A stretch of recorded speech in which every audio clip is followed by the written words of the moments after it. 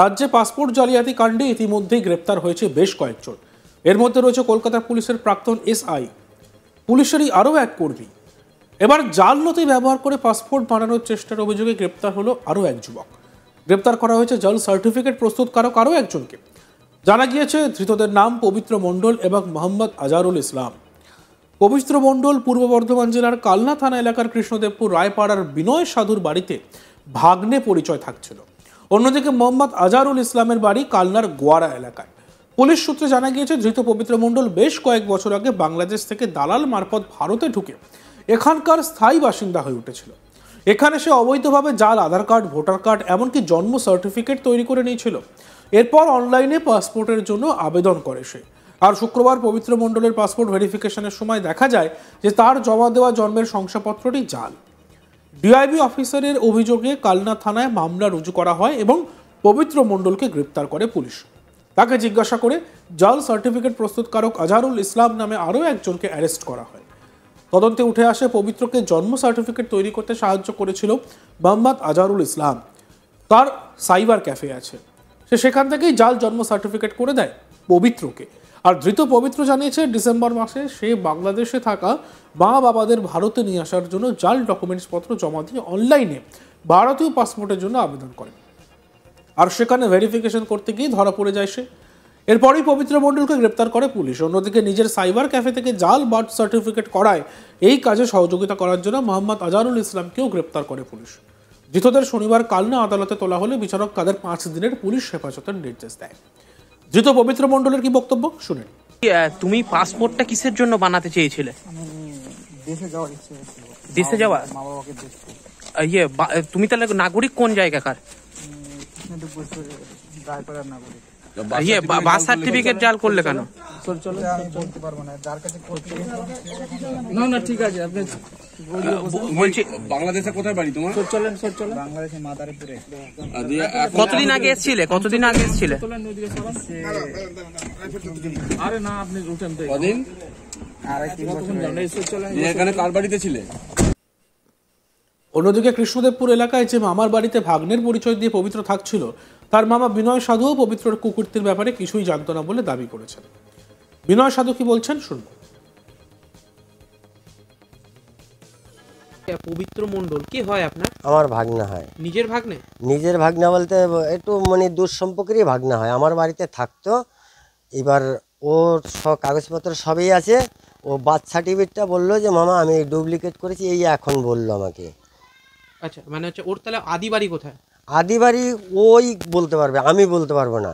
কিন্তু চলে এসে থাকতে শুরু করলো, আপনি জানেন না ওর আদি বাড়ি কোথায়? ওর আদি বাড়ি তো বাংলায়, আমাদের বাড়িও তো বাংলায় ছিল। আমাদের বাড়িও বাংলায় ছিল। বাংলাদেশ থেকে কে? আমি? ও আসছে অনেক বছর হয়ে গেছে। বছর আমি এটাও সঠিক করতে পারবো না, আমার ওগুলো মনে থাকে নাকি। আমরা এসছি আজকে মোটামুটি প্রায় 35 বছর। মনে আছে, তারটা মনে নেই।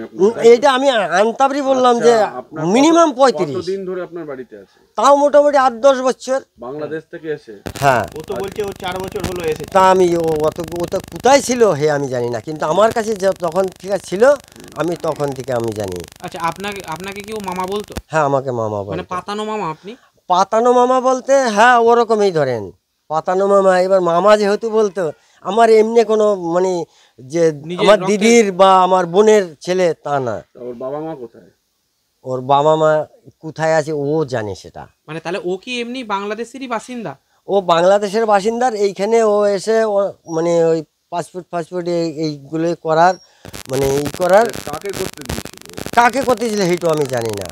কাকে করতে দিয়েছিল ওইটাও আমি জানি না। আপনারা কি শুনলেন? আমরা এই আজকে যা শুনলাম এই তো। না, আপনি তাহলে হচ্ছে কি একজন অপরিচিত ব্যক্তিকে তাহলে নিজের বাড়িতে থাকতেই বা দিলেন কেন? এইটাই আমার ভুল, আমি অপরিচিত লোককে থাকতে দিয়েছি, এটাই আমার ভুল হয়েছে। আচ্ছা, ওর যে বাবা মা আছে, হ্যাঁ, যারা এখানে যাদেরকে পাঠিয়েছে, হ্যাঁ, তারা আপনাদের কে হয়? তার আমার কি হবে? ওর বাবা মা আমার কি হবে? এই হিসেব করতে গেলে আমার এই বোন বা দিদি এইভাবেই হবে না। মানে আপনার নিজের কেউ না?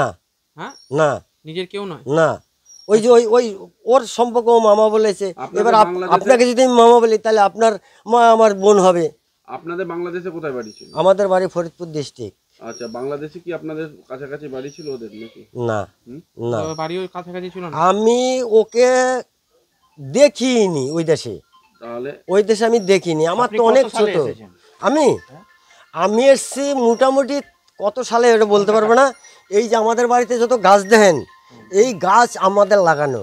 তাহলে তো তখন ওর জন্ম হয়নি। হ্যাঁ, এই গাছগুলো ও তো এসেছে আমাদের 4 লাগানো, বছর, আপনি বলছেন 8 বছর। ও এসে আপনার বাড়িতে আমাদের লাগানো এই গাছ। ও এসে আপনার বাড়িতে যখন ছিল তখন আপনারা জানতেন না ও অবৈধভাবে এসছে? অবৈধভাবে বলতে এবার ওখান থেকে বলেছে যে আমার বাবার নামে এই এই সেই এই কইয়া মানে আমাদের বাড়িতে থাকতো, এত বছর ধরে থাকছে, আমাদের সঙ্গে কোনো খারাপই করেনি। এ নিয়ে তৃণমূল বিধায়ক দেবপ্রসাদ বাগ কি বলছেন শুনবো। আমি সার্টিফিকেটটা দেখেছি। দেখুন, বার্থ সার্টিফিকেট বা ডেথ সার্টিফিকেট একটা সময় যখন হচ্ছে এখানে ডিজিটাল সিগনেচার চালু হয়নি, তখন হচ্ছে এখানে যে সিগনেচার সবসময় অরিজিনাল থাকে। আপনারা সার্টিফিকেটটাই দেখতে পাবেন, ওটা একটা ফটোকপি সিগনেচার। ফটোকপি সিগনেচার মানে ওই একাধিক যখন সার্টিফিকেটে ধরুন ওই পোর্টসের সার্টিফিকেটে হাজার হাজার যে সিগনেচারগুলো থাকে, সেই সিগনেচার একটা করে দিলে পরে সেটাকে ফটোকপি করে নেওয়া হয় এবং ফটোকপি করে নিয়ে প্রত্যেকটাতে পেস্টিং করা হয়। আপনারা যে বার্থ সার্টিফিকেটটা দেখাচ্ছেন তাতে দেখবেন ওই সিগনেচারটা কিন্তু পেস্ট করা সিগনেচার, ওখানে অরিজিনাল সিগনেচার নেই। অতএব অরিজিনাল যখন সিগনেচার নিয়ে তো জাল সার্টিফিকেট দেখলেই তো বোঝা যাচ্ছে। সেটা কি কেউ জাল করেছে? পুরসভা থেকেই কি আপনার সই জাল করে এরকম? না, আমার সিগনেচারটা জাল না, সিগনেচারটা হচ্ছে ফটোকপি করে ওখানে পেস্ট করা। আমি যে ধরনের সিগনেচার করি সেই সিগনেচারটাকে ফটোকপি করা হয়েছে, ওখানে পেস্ট করা হয়েছে। এখন আমি সার্টিফিকেটটা দেখে যেটা তাজ্জব বেনে গেছি যে সফটওয়্যারটা কালনা পৌরসভা ইউজ করে, যে সফটওয়্যারটা কালনা পৌরসভায় সার্টিফিকেটগুলো ইউজ করে, যারা এই জাল সার্টিফিকেটটা দিয়েছে ওই সফটওয়্যারটা তারা পেলো কোথা থেকে?